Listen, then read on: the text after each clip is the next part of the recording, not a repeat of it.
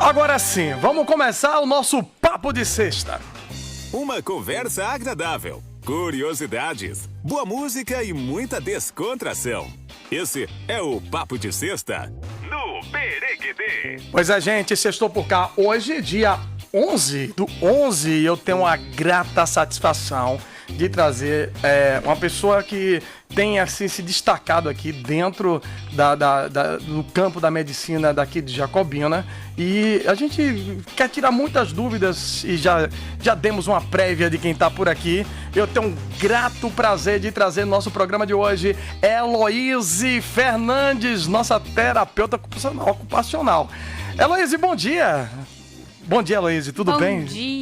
Bom dia, tudo bom com vocês? Tudo em paz, graças a Deus. Muito obrigado por aceitar o convite da gente, tirar um tempinho aqui para esclarecer o nosso público aí, que volta e meia tem perguntas sobre isso toda vez que vem alguém voltado para essa área, né, Lua? O público aqui, ele realmente responde de uma forma extremamente positiva. É uma dúvida, são dúvidas minhas, da Lua, do nosso público em geral. Quero te agradecer por estar aqui. Obrigada, eu que agradeço. Bora começar aqui, Heloíse. Primeiro falando de você. Você não é de Jacobina da Bahia, não é isso? Não, eu sou, na verdade, eu sou joinvilense. De Joinville, Santa Catarina. Isso, sou de Santa Catarina. Uhum. Na verdade, sou nascida em Joinville. Certo. Me criei em Imbituba, mais pro sul, lá de Santa Catarina. De Santa Catarina. E meu último momento, assim, foi em Florianópolis, na capital. Ah, terra boa, hein? Onde eu realmente atuei como terapeuta ocupacional voltada para autismo. Uhum. E fiquei lá trabalhando na AMA. Certo. Na Associação de Pais e Amigos de Autistas. Uhum. Na AMA Florianópolis, no Estreito, em Florianópolis. Uhum. E foi onde eu conheci esse mundo do autismo e me apaixonei. As meninas muito queridas. Você se formou em... Eu me formei em plena pandemia. Na verdade, eu peguei o meu diploma em plena pandemia. Porque eu tive um bebê no meu último ano da faculdade. Né? Eu fui a premiada do curso. Então, eu levei 7 anos para me formar, porque Jonatas veio prematuro. Uhum. E aí, eu levei um tempinho a mais para conseguir me formar. Fiquei uns 2 anos ali esperando.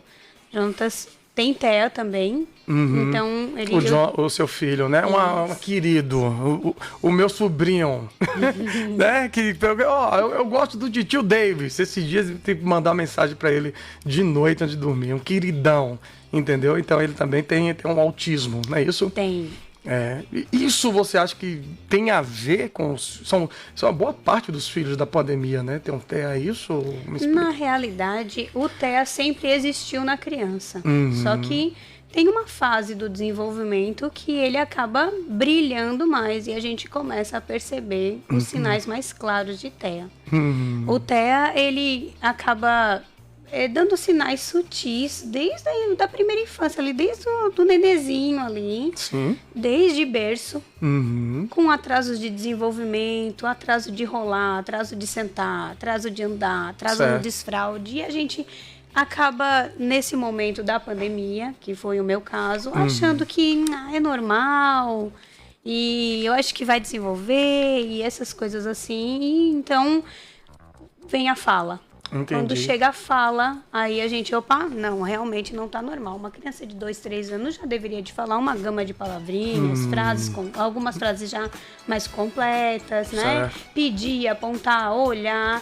E aí a gente se percebe num cenário diferente. A gente acha que veio da pandemia. Uhum. Mas acontece que, na verdade, o nosso olhar voltou na pandemia mais para os filhos. Sim. Porque estávamos mais em casa. Isso. Né? Então, tivemos a capacidade de estar ali lado a lado, né? Ficamos mais sensíveis a essas questões que os nossos filhos apresentam em escola, apresentam na casa do vovô, na casa da vovó, apresentam na casa do tio. Sim. E que a gente, por estar trabalhando o dia inteiro, estar fora de casa resolvendo as nossas atividades, a gente acaba não percebendo. E aí em casa na pandemia, tendo que trabalhar em home office, muitos perderam seus empregos, ficaram em casa com as suas crianças, começaram a perceber, e aí acho que são as crianças, que é a pandemia que traz isso para as nossas crianças, mas na verdade o autismo já estava nelas. Já estava ali. Só foi a olhado... diferença é que a gente começou a entender mais rápido.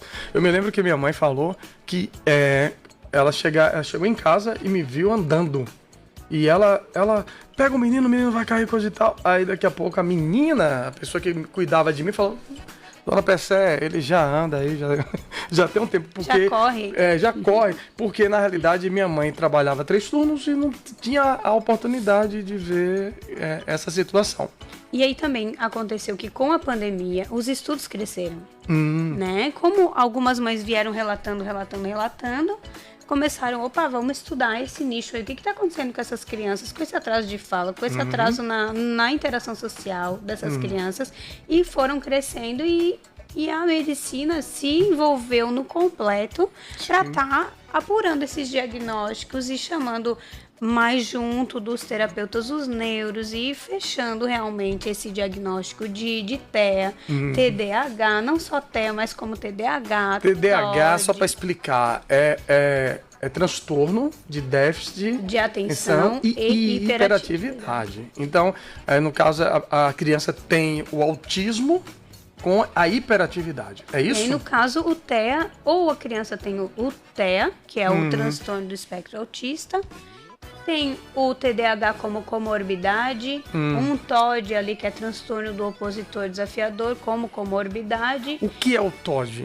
O TOD é aquela criança opositora, aquela criança que tem a dificuldade na receber comandos, é tudo do jeito dele. Aquelas crianças que a gente diz, é difícil de lidar. Que é birrenta, né? Tinha isso, né? Birrenta. Então, mudou alguma coisa, a criança chora. E ela vai através do... É muito mais amplo, né? Mas é mais ou menos nesse sentido. Assim, aquela criança que não aceita o não como resposta. E quando a mãe, ela começa a identificar, a partir de quanto tempo, de quantos meses ou quantos anos, a mãe já começa a identificar que tem alguma coisa errada ali com a criança? A gente já começa a receber relatos de mães com atraso de fala. A partir de um ano e meio, a maioria das mães chegam nos nossos consultórios, assim, 1 aninho e 6 meses, 1 aninho e 7 meses, falando que, meu filho não fala. Às vezes eles não perceberam os outros movimentos que a criança tem, os outros indicativos que a criança tem nos trazido, mas fica gritando ali o atraso de fala. Então, é um fator reversível, no caso. Com a terapia, a gente vai melhorando o quadro? Na verdade, assim, sim, não é tipo algo que vai curar, que vai sarar. Na verdade, o autismo não é uma doença para ser curada, né? Ele é um neurodesenvolvimento atípico, ele só é diferente. Mas com o início das terapias, a intervenção precoce, a criança melhora muito, consegue ter uma vida social muito bem, assim, autonomia, né? Essas questões de criança que cresce, vai ter um trabalho, vai casar, vai pra faculdade. Vai viver uma vida, né? E esse acompanhamento, então, tem que ser durante toda a vida. De criança, vai evoluindo. A gente prefere que seja feita a intervenção precoce. Mas identificou, já leva logo. Isso, identifica, já começa a tratar, a gente já vai trabalhando em conjunto, porque a terapia ocupacional não trabalha sozinha, é uma equipe multidisciplinar toda por trás, né? Que nem aquela questão da andorinha sozinha não faz verão. E aí a gente vai trabalhando, mas é assim, tem as faixas etárias que vão chamando, né, mais a equipe multidisciplinar. A primeira fase ali, 1 aninho e meio, 1 aninho e 8, 9 meses, que a gente vai trabalhando com essas questões de atraso de fala, desenvolvimento neuropsicomotor. Então, e daqui a pouco vai passando as outras fases. A criança vai progredindo, vai ganhando habilidades, vai se percebendo como um indivíduo. E ali na fase também de 5 anos, contexto escolar, pré-alfabetização, aí depois adolescência, quando começa aqueles bangu lá na adolescência, né? A gente começa a ter algumas dificuldades com os comportamentos de resistência com as crianças na adolescência ali. Chama também a equipe multidisciplinar, psicólogo, TO. Aí também tem que tomar remédio, medicação. Não é toda criança que tem indicativa de medicação. Normalmente, as medicações indicadas são para aquelas crianças que são muito agitadas, que têm um prejuízo no foco, atenção, aquela criança que não consegue sentar para aprender. Essas crianças normalmente fazendo terapia ainda, e mesmo fazendo terapia não conseguem focar, não conseguem permanecer para receber o estímulo do aprendizado. Aí o neuro acaba indicando sim algumas medicações. Pra focar, né? Outro dia, né, nesse papo, né, estávamos aqui falando, e não sei se vocês lembram da tiazinha. Você lembra da tiazinha que foi do programa H? Gente, minha infância aqui. Pois é. Como esquecer da tiazinha? Da tiazinha, Eu né? tô achando que, então, que tem eu, um público... eu tenho um TDAH. Vamos, daqui a pouco a gente vai descobrir. A tiazinha descobriu que ela tem TDAH. A tiazinha já deve estar com quase 50 anos. E ela descobriu, entendeu? Suzana Alves dela. Depois você pesquisa aí. Então ela descobriu que estava com TDAH. Agora, outro ator também descobriu que tinha o autismo e ele foi, né, procurar um psicólogo e tudo mais. E o psicólogo disse assim, ó, é melhor que você continue seguindo sua vida como está, até para não ter nenhum choque com a sua personalidade. As pessoas que te conhecem assim. Talvez se você for fazer agora esse tratamento tardio, como você acabou de falar, que é bom que se faça desde, né, o início, caso você venha fazer esse tratamento tardio, acaba que você vai ter agora um problema dentro da sua família, um problema no seu ciclo de amizade ou no seu ambiente familiar, porque vai gerar uma mudança, é isso?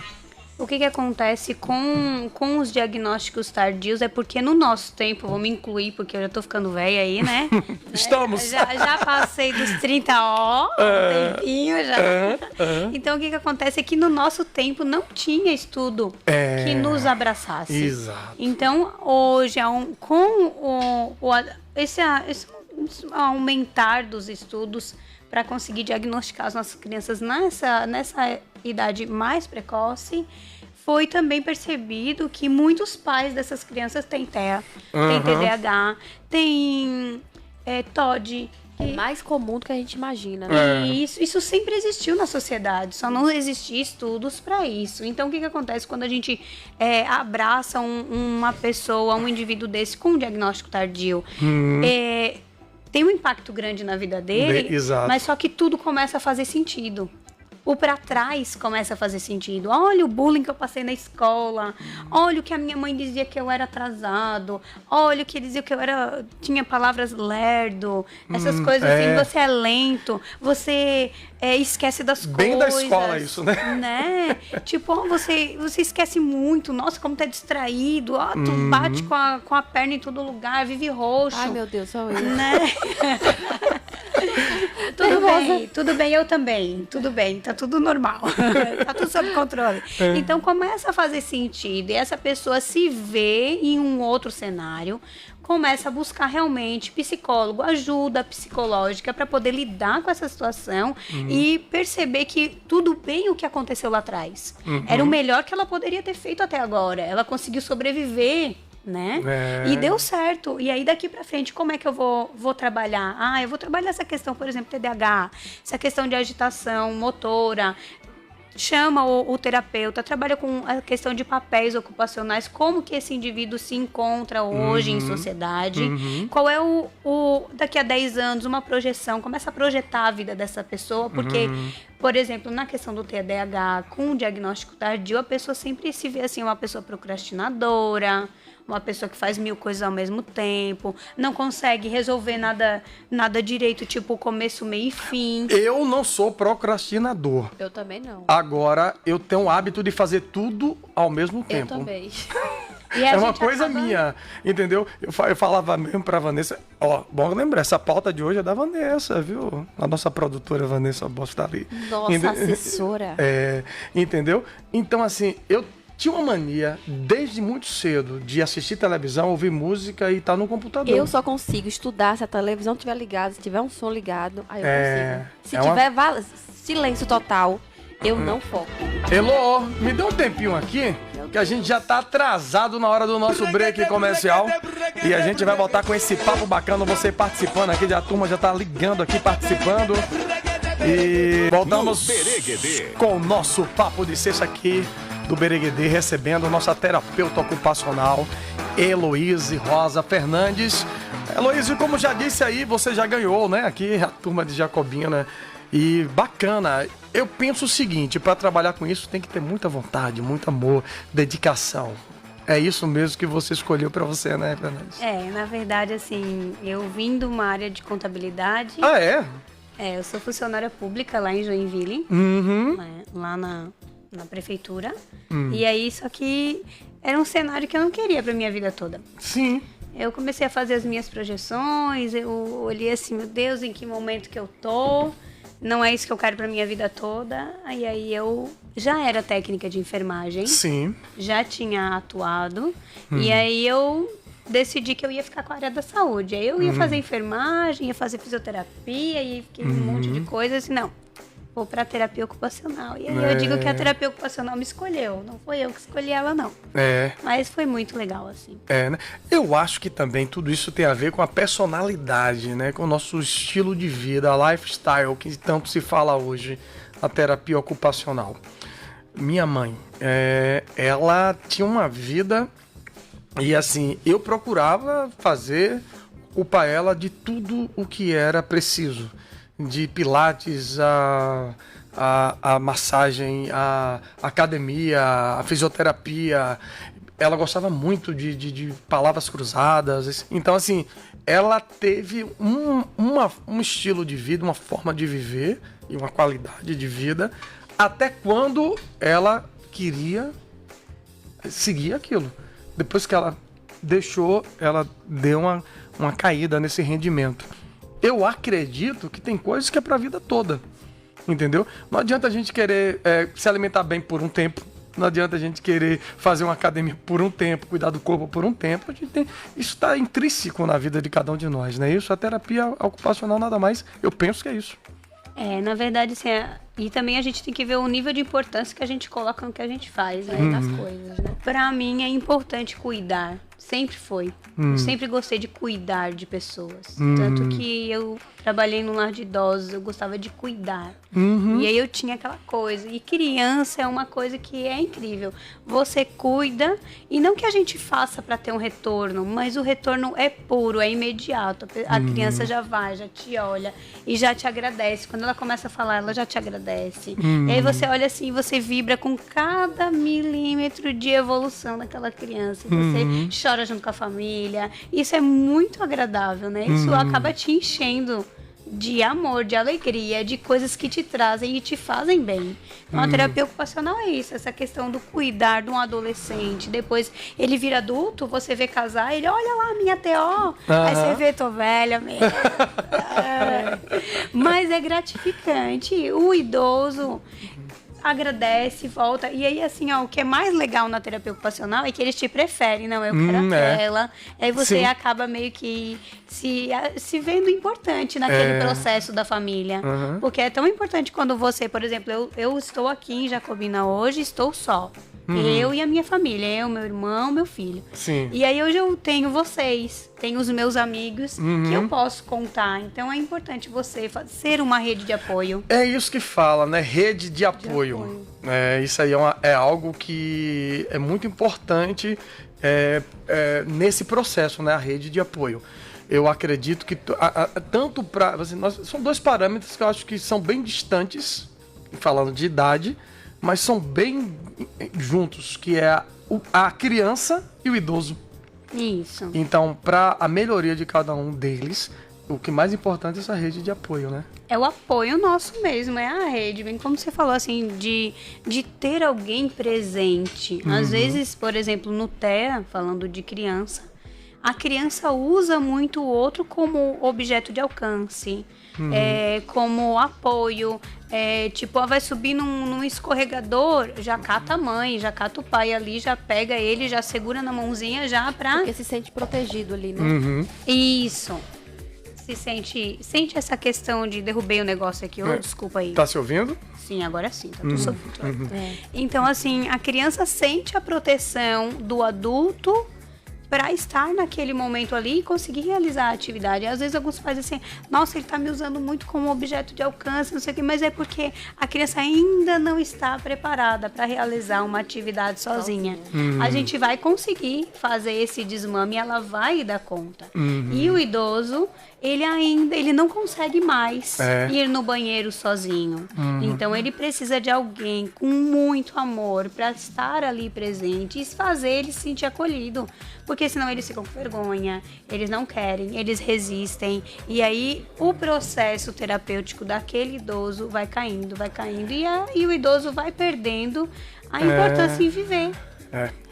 Eu tenho esse exemplo dentro de casa. Minha mãe, quando... ela chegou a um ponto que minha mãe não teve filha. E eu que tinha que fazer a depilação de minha mãe. E ela dizia assim, e dá uma vergonha, eu acredito. E eu tinha que mudar isso na cabeça dela. Minha mãe, eu saí daqui. Eu vi isso aqui, ó, pra quê esse peito aqui? Então, foi criando nesse tom, que é o meu tom, né, que é um tom mais de humor, que aí ela foi vendo, aí chegou a ponto dela dizer, aí, tá vendo aí agora, ó. Eu não faço mais nada, ele que vai fazer a depilação, coisa e tal. Uma maquinazinha para depilar. Então, assim, eu acredito que a vida, ela é bem... a natureza como um todo, divina, ela é bem sábia, entendeu? Porque ela faz as coisas certinhas para isso aí. Pode não acontecer o futuro das crianças, dos filhos agirem dessa forma, mas o processo é esse, tanto inicial quanto final. Eu entrar na intimidade da pessoa mesmo. Por exemplo, vai desfraldar a criança, você tem que levar a criança no banheiro. Você tira a roupinha da criança, a criança não te conhece. Você não é mãe, você não é pai, eu sou terapeuta. E aí aquela questão ali de você entrar na intimidade da criança, você tem que entrar com humor mesmo. Você tem que entrar com jeitinho, vamos lá, vamos fazer xixi, é hora de xixi agora, vai. Aí a criança vai se sentindo à vontade. E o idoso também, ó, vamos lá. Trocar essa fralda, credo, vamos trocar. Tá limpinha. E essa questão de entrar na intimidade, nossa, até é difícil para nós mesmo. Né? Por exemplo, quantas vezes acontece de colegas minhas mesmo fazer uma cirurgia, o marido tem que fazer toda a questão de limpeza de corpo e ela diz, ai, meu marido, mas ele é teu marido. E a gente acaba trabalhando com... Vai criando limitações, né, na cabeça. Isso, e a gente vai tirando esses estigmas, né? Quebrando esses tabus de você precisa de cuidado, tudo bem, estamos aqui, vamos cuidar juntos e vamos dar conta. E tudo vai fluindo. Agora, quando o processo, falando de rede de apoio, tem tempinho ainda? Não. Tem sim, pode falar. Então, pode à vontade. Falando de rede de apoio, quando há um diagnóstico voltando para criança ou até mesmo para adulto e todas as faixas etárias, quando há um diagnóstico de uma limitação, de algo que precisa ser trabalhado, eu acho que é muito importante a aceitação dos familiares. Eu penso que seja muito, muito importante e muito mais eficaz para o tratamento, porque faz sentido para a família. No caso, ter aquele diagnóstico tem que fazer sentido. Para o tratamento poder fluir. Tem pessoas que entram, por exemplo, para as terapias e não aceitam. E isso daí é muito prejudicial. Isso interfere diretamente no tratamento do indivíduo. Tanto de criança quanto adulto. Por exemplo, vamos falar de idoso, Alzheimer. Tem gente que acha que não existe o Alzheimer, mas se foi diagnosticado, um profissional especialista em neurologia, né? Essas questões de geriatria também, diagnosticou, alguém estudou para isso. Ninguém vai falar algo de besteira, vai soltar no vento um diagnóstico, né? Então, aceite, acolha aquele indivíduo, ajude no tratamento. O autismo, muitas famílias chegam pra gente sem aceitação. Aceite, tem aquilo dali, beleza, tem autismo. Acho que é uma das piores coisas, ter a aceitação. Isso, porque passa pelos estágios os processos de luto mesmo, porque é uma questão do que você idealiza, por exemplo, no caso do autismo, ou de uma síndrome, né? Você tá grávida, você idealiza o futuro já do seu filho, porque mãe é assim. A gente já idealiza, ele vai estudar em tal escola, ele vai fazer medicina, ele vai ser astronauta e não sei o quê, ou não, vai ser caminhoneiro, ou, né, ou vai trabalhar na feira, vai tocar minha roça, essas questões assim. E aí, de repente, quando você recebe um diagnóstico, aquilo... Uma frustração. Isso, aquilo vem a frustração. Desconstrói todos os teus planos e você só foca no que é ruim. E aí os pais acabam não aceitando. Aí os pais entram no sofrimento. Aí a família entra em sofrimento. Aí começa a avó dizer, não, aquela nora é doida, tá enxergando coisa na minha criança. Ou o pai vem dizer, não, meu filho é normal. Como se a pessoa com TEA não fosse normal. Né? É normal, só tem uma limitação, né? É um neurodesenvolvimento diferente, a criança vai alcançar. Existe também é uma pergunta. Existe também o TEA, né, que é o autismo, que gera um fator psicológico que fica muito mais elevado. Ou seja, uma criança que a inteligência acaba superando. Do tipo, a gente... É real o fato do médico, né? Do doctor, né? Autistas tem um grau de inteligência muito maior do que uma pessoa que não tem. Isso. É que o autismo, ele hoje, de acordo com o manual de diagnóstico de todas as doenças, que a gente chama de CID, né? Então, lá tá tudo mapeado, todas as doenças, síndromes, transtornos, está tudo lá e o TEA está lá marcadinho. Então, foi... né, estudado para que tivesse níveis, para que a gente pudesse entender melhor. Né? Antigamente foi diminuído os níveis, todas essas questões assim, mas hoje tem nível 1, 2 e 3. Sim. Nível 1 do quê? De suporte. Então, o nível 1 de suporte é aquela criança que tem limitação, mas precisa de um nível menor de suporte. Nível 2, nível 3, tem criança que tem, junto com o TEA, tem deficiência intelectual, que a gente diz que tem ADI. E tem gente que tem altas habilidades, que é essa questão de vocês. A criança que tem altas habilidades, ela acaba sobressaindo em uma ou mais áreas. A questão de vocês. Então, já me diagnosticou também. Não fica com essa cara, não. A questão de vocês, a alta habilidade é nossa, acabou. Tem uma questão de que a criança sobressai, por exemplo, tem criança que tem hiperlexia, que começa com 2, 3 aninhos, já sabe ler, né? Que tem a questão do hiperfoco também, que confunde muito com altas habilidades. Tem criança que tem hiperfoco em letras e números, acaba sabendo ler mais cedo do que as outras. Não é padrão, não é via de regra, mas ocorre muito até. E aí as pessoas dizem, é superdotado. E aí começa aquela coisa assim, aquela cobrança na vida da criança. Não, porque ele, meu Deus, tu é tão inteligente, como é que tu faz uma coisa dessa? E aí começa a atrapalhar o processo de vida daquele indivíduo. Mas existe sim altas habilidades. Existem crianças sim que têm um QI muito mais elevado. E aí percebe-se num dado momento da criança que ela tem TEA. E aí faz sentido ter um QI mais elevado. Por quê? Porque o hiperfoco dela sempre foi tal, ela estudou mais para aquilo dali, ou naturalmente ela já tinha um QI mais elevado. Pode acontecer sim, tem crianças com TEA de altas habilidades, e não poucas. Existe um testezinho que a gente faz pra gente saber qual o nível se tem? De altas habilidades? Não, do TEA, de TEA. Na verdade, quem é um laudo, né? Depois de um tratamento, depois acho que depois que a criança vai fazer, né, esse tratamento, né? Vai ter um laudo, né? Que quando você chega lá, neuro, vou levar meu filho lá, identifiquei que meu filho tá com dificuldade, tá demorando, né? Falar. É muito agitado, não fala. E aí eu vou lá e faço. Na primeira consulta você já identifica aquilo ali? Não. Na realidade o processo é assim. Os pais ou os cuidadores ou os familiares acabam identificando que há uma limitação na vida daquela criança.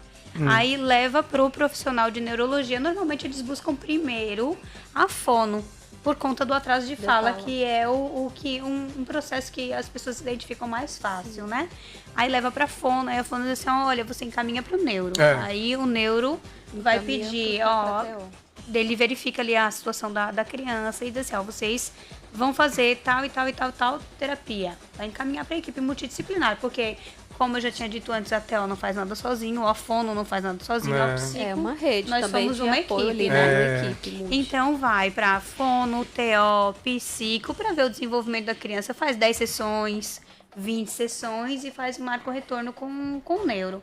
A gente emite todos os relatórios e, na verdade, não há assim, tipo, como o TEA é muito comportamental, não tem nada assim, ó, olha, eu vou avaliar tal coisa. A gente tem escalas que acabam nos auxiliando, perguntas tipo checklist. O seu filho roda em torno do seu próprio corpo? O seu filho prova os objetos que não são de comer? Seu filho brinca de uma forma lúdica? Ou ele só pega o brinquedo e bate no chão, roda rodinha, atira nos lugares. Seu filho guarda brinquedo. Tem então, crianças que são mais agressivas, eu acho que não sabe lidar muito bem, aí bate muito, né? frustra muito, bate cabeça, morde o coleguinha. Por quê? Porque não sabe ainda gerenciar essas emoções que está envolvido naquele processo de frustração do momento e acaba reagindo com uma forma mais agressiva ou se afasta. Sim. Tem criança que é totalmente retraída, né? E aí, então, a gente vai botando lá nos relatórios, agrega, vai compondo o relatório da equipe multidisciplinar e leva para o neuro. Aí a neuro vai olhar assim, não, tá muito nova, por exemplo, ainda é 1 aninho e pouco, vamos avaliar mais um pouco, deixa em investigação. Entendi. Esse processo em investigação... Dá um serve- percentual, né? Isso. Do que pode e não pode ser Ó, e fica a realmente, investigação. eu acho que tem TEA, mas vamos deixar mais um tempinho, vamos ver a evolução dele, pra não criar já, assim, TEA, sabe? Então, com a terapia, que depois que a mãe identifica, né, que a criança tem algum atraso ali, alguma limitação, leva, né, vai...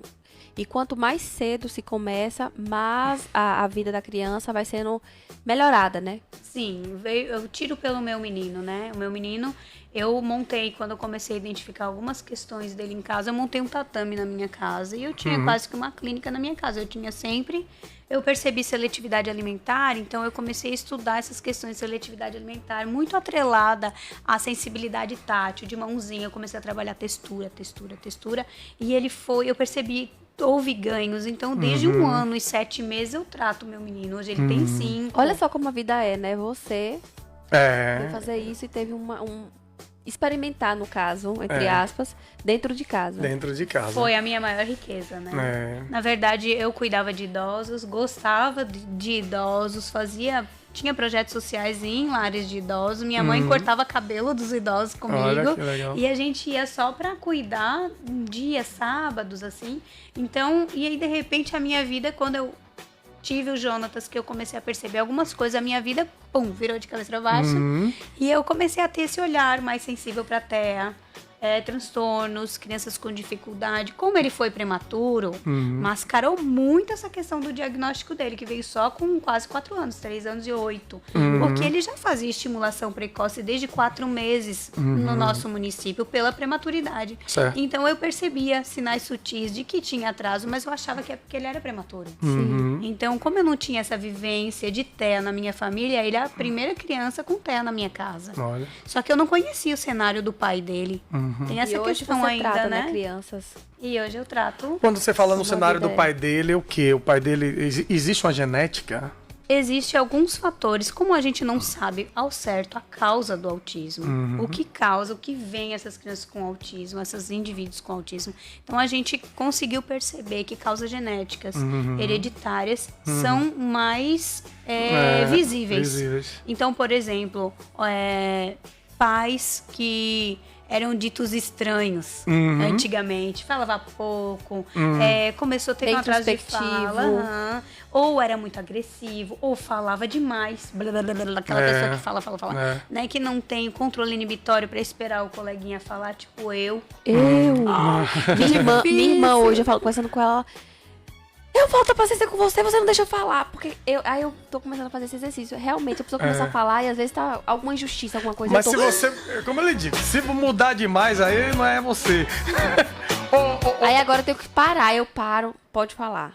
Aí eu me seguro, a pessoa falando... Tem que amarrar. Elô, papo bom. Nós vamos pro nosso último break comercial. Eu quero voltar, quero saber de você sobre a tela. A tela é uma pergunta constante. Tem gente que tá em casa aí que os filhos, nesse exato momento, nesse exato momento tá no celular, tá na televisão, quais os malefícios, né? E até quando pode se utilizar ou não até, como é que é, tá bom? Daqui a pouquinho, volta a hora do BLGD com Hélio Fernandes aqui no nosso Papo de Sexta, meu povo. Vamos então, nosso último bloco do Papo de Sexta recebendo Heloíse Fernandes, Heloíse Rosa Fernandes, terapeuta ocupacional, que deu aqui muito esclarecimento pra gente aqui. Heloíse, a minha pergunta antes do break foi sobre tela, né? Criança que passa o tempo todo aí com o olho dentro do celular. Essa aqui, por exemplo, que já foi diagnosticada agora, ela não consegue fazer nada enquanto está no celular. Parece que eu ela não consigo entra fazer. no mundo. Tipo, se eu estiver fazendo alguma coisa aqui, e aí parece que o mundo acabou e eu... Focou, gente. Focou ali. É o foco dela ali, naquele momento. Não é doença isso. Não, é só autismo. Não é doença. Mas você tem um grau. Você de autismo, eu tô achando. Eu acho que você vai ter que fazer marcar aí uma consulta com a Elu. Vou ter que marcar. Porque... Mas aí ela já falou que... Aí, tá vendo? Não deixa falar. Ela é acelerada. Ela começa a chegar aqui no programa. Eu paro. Lua, calma. Calma, respire. No ar. Aí para o programa. Vamos passar aqui um break comercial.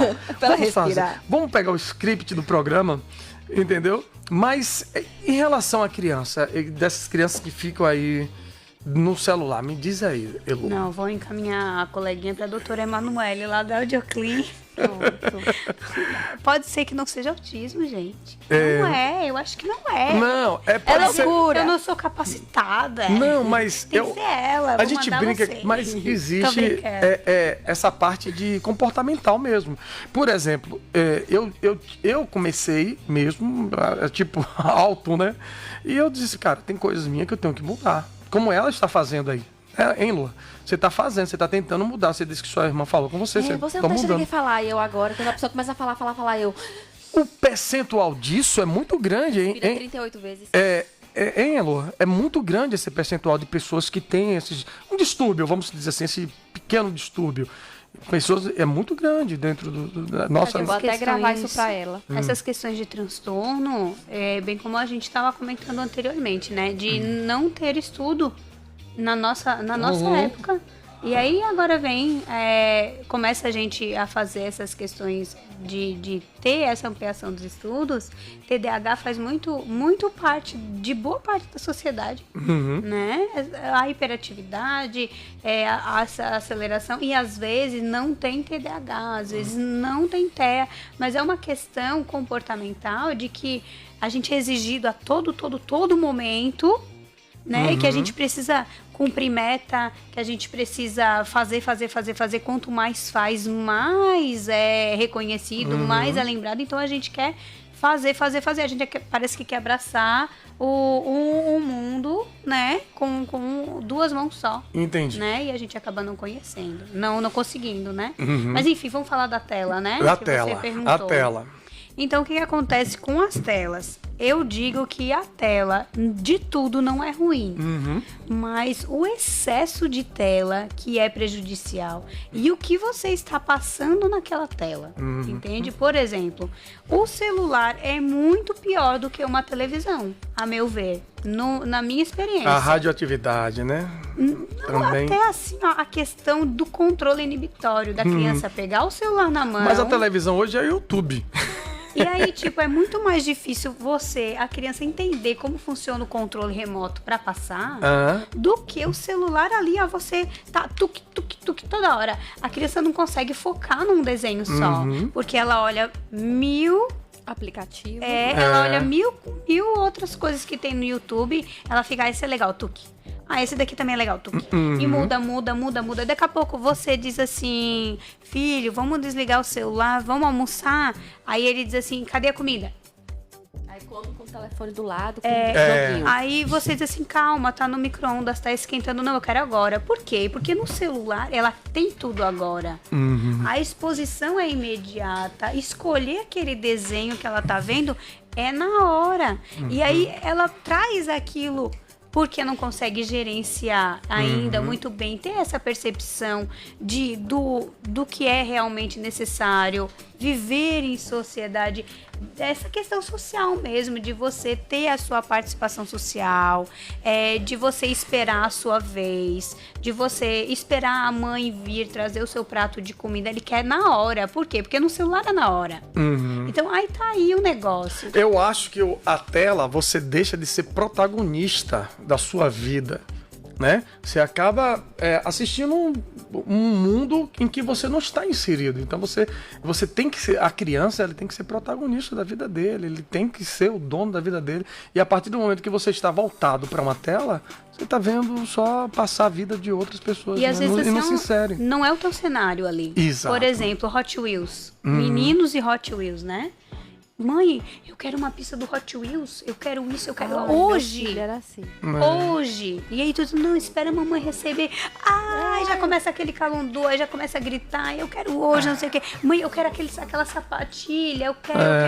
Fica aquele mundo de querer, porque o que a internet nos oferece? Crianças que ganham. E aí, quando traz pra nossa realidade, às vezes a gente não consegue oferecer tudo naquela hora. Crianças que ganham, porque o que os vídeos de infantis passam? Só criança ganhando presente, criança abrindo caixa de presente. Só que assim, os pais esquecem da questão educacional que pode ser realmente utilizada na tela. Tem vários aplicativos que você pode trabalhar o ABC. Tem músicas que trabalham imitação, levanta a mãozinha, bate palma, e a criança perde, porque fica só no YouTube. A vida dela passa ali e é muito mais... Eu tô de novo arrancando isso aqui, ó. Voltei. E aí assim, ó, acaba que é muito mais cômodo. Por quê? Deixar um filho na tela. Porque tá aquela mãe que não trabalha, sozinha, em casa, que não tem rede de apoio. Às vezes dá também pra criança, tipo assim, ter que fazer um bocado de coisa em casa e dá o celular pra criança. Às vezes é isso, as né? coisas em Tá, casa. Às vezes é nada mais, nada menos que isso, né? Você sai com o filho, aí pra o filho ficar quieto num restaurante, você dá o telefone. Agora, você me lembra de uma coisa, você tá falando do Hot Wheels, eu tinha um primo meu, e ele para fazer as coisas, ele tanto achou que era o Hot Wheels, que a mãe, para dar comida, ele disse, você tem que beber, tem que tomar gasolina. Bora lavar, vamos lavar o capô do carro, vamos trocar o pneu. Ele achava que era um carro. Entendeu? Para alimentar ele, tem que tomar o mingau, olha a gasolina do carro, olha a água. Aí ele não queria, a partir do momento que dissesse que era o óleo do carro, a gasolina, ele se alimentava. Então, aquilo que a gente tá falando, né? Não era o protagonista, ele entrava no mundo que não era dele. Ele não é um carro, óbvio. E aí a mãe era tanto aquilo que a mãe acabava tendo que fazer essas trocas. Exatamente. Né? Você... mesmo em casa eu passo ainda, olha, meu filho sempre gosta muito de chocolate. E eu quase nunca dou. E aí eu evito dar, né? Aí eu digo assim, você não quer um chocolate? Poxa, come, filho. Aí você ganha. Negociando. Do almoço. Às vezes tem isso, a gente tem que ter essas negociações. Agora, em relação ao uso da tela, eu prefiro sentar e brincar com uma criança. Só que assim, ó, depende do cenário daquela família. A gente não pode julgar. Porque às vezes a gente encontra uma mãe sem rede de apoio, numa situação de esgotamento intenso, porque não tem quem divida a tarefa com ela, porque acham que ela é doida, porque a criança tem TEA, e ela enxergou, mas o outro não enxergou. Aí entra os familiares em processo de negação, acabam se afastando. Tem mães que não conseguem levar as crianças nos parentes, porque não conseguem conter a criança. Eles querem conter a criança, né? Eles não querem aceitar a criança. Eles querem conter, não querem envolver a criança na família. Eles querem que a criança seja um robô, que sente atrás da mesa ali, da cadeirinha, que come igual um adulto e que a criança não seja criança. Mas às vezes a criança tem um diagnóstico, tem uma agitação, e aí dá o celular pra ficar quietinho. Né? Já estamos chegando no final do programa. E eu tenho tanto rápido. Sabe uma coisa que eu queria falar aqui? E é um assunto extenso. Vamos ter a segunda parte da entrevista com a Elo. Nossa querida Milene Rio acabou de chegar aqui. É porque hoje o programa tá, né? Ontem a gente falou sobre isso, Sabe a o gente quê? antecipou Só um minuto. sua- Só um minuto. Sabe o quê, Elô? Já falei aqui, vai ter. Sabe o quê? A geração. A nossa geração e essa geração atual. Nós não falamos sobre isso. Vai ter que ter mais tempo para ver a grande diferença da criação de outra geração para Fiz a pergunta que você me pediu pra ela. Milene Rios, a elegância do meio-dia chegando aqui. Me conte, Milene. Já Eu estamos. entrei aqui para participar da entrevista, porque a gente teve uma reunião, vai ter entrevista agora com, com o governador eleito Geraldo Rodrigues, e ele vai estar com a gente a partir do meio-dia. Mas é isso, dizer para a doutora que ela é um marco aqui em Jacobina. Nós, mães de crianças com deficiência, meu filho tem síndrome de Down, faz tratamento lá na Audioclinic, tô na fila pra senhora ver, que eu sei que sua agenda tá lotadíssima. Ela me disse aqui que ela atende quase 60 crianças na Exatamente. semana. E como eu acabei de chegar de Salvador para morar aqui, eu tô esperando minha vez chegar, não posso cortar a fila de outras crianças que estão lá esperando, né? É verdade. Mas lhe parabenizar, doutora, dizer que admiro muito o seu trabalho, viu? Obrigada. Elô, chegamos ao final. Milene, hoje vamos ter o Jerônimo. Agora, em 5 minutos. Vai meter aquele dentão aí agora aí pra Vamos dentro. tentar, polemiquinho. Pera aí que eu tenho um de... Aqui, aquela... A Tá história. na hora de dar tchau, meus amigos. Bereguedê já vai terminar. Elô, terminamos. Muito obrigado aí por você ter dado essa moral pra gente, pra vir pra Foi cá. um prazer. Um prazerzaço. Nosso papo de sexta realmente foi muito bom hoje. E queremos o nosso... O segundo. Vai ter que. A gente A tem que falar. continuidade. Apesar de você só tratar crianças e pré-adolescentes, né? Adulto não. Adulto já é uma outra TO que já cuida, né? Que eu acho que eu vou pra outra.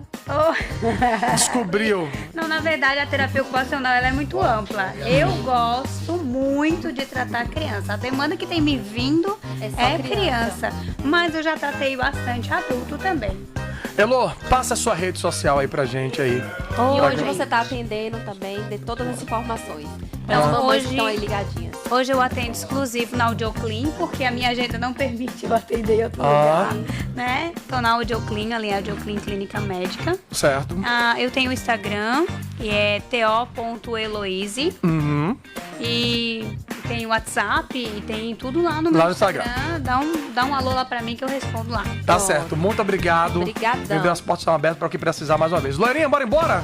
Vamos! Final de Até semana chegando. segunda-feira. Eu quero que vocês cuidem bem da vida de vocês. Sejam felizes no final de semana. Loirinha, passa a nossa rede social. Segue a gente lá, luoliveira._, segue o Davis Lima 2, segue a Hora do Bereguedê, segue a primeiríssimo lugar aqui, né? Não, Pirulito? É Você tá isso. com essa cara de bravo, por quê? Nunca lhe vi assim. É porque o homem do dentão vai chegar aí. É? O dente de Mentex, o nosso governador eleito, Jerônimo, vai estar chegando Já daqui a está pouco. aqui, gente, então fique ligadinho aí que a gente vai ter Vem a chegando aí entrevista. a elegância do meio-dia, Milene Rios, juntamente com Kleber Fagundes, comando Ótimo da final de notícia. semana pra você. Bom final de semana. Tchau, gente!